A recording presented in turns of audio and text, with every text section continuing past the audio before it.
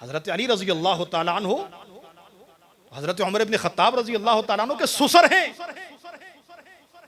हजरत अली की बेटी हजरत उम्मे कुलसूम रजी अल्लाह तआला अन्हा, उनका निकाह हजरत उमर इब्न खत्ताब रजी अल्लाह तआला अन्हु से हुआ। तो क्या दुश्मनों के घरों में आदमी बेटियां देता है? दामाद को तो इंसान अपना बेटा समझता है, अपना भाई समझता है।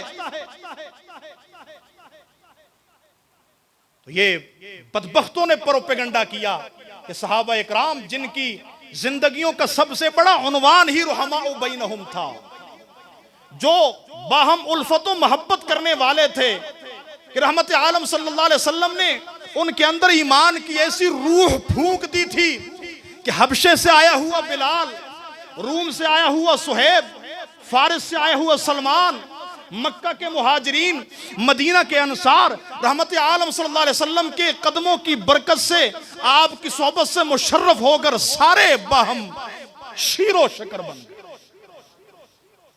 जो एक दूसरे के खून के प्यासे थे, तलवारें उठाने वाले।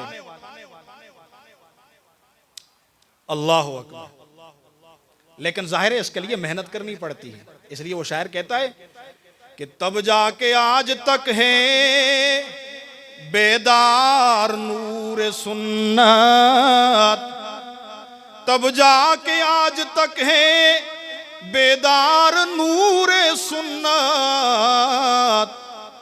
मिसले चिराग जलते थे उम्र बर सहाबा,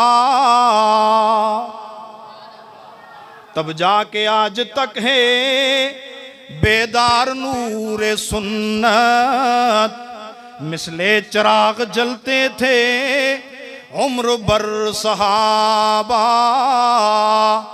तो काबिल एहतराम दोस्तों, मैं अर्ज कर रहा था, कुरान मजीद की आयतों के अंदर अगर कोई वादा किया गया था तो सहाबा इकराम ने उस वादे को अपनी आंखों से देख लिया, उस पे यकीन कर लिया।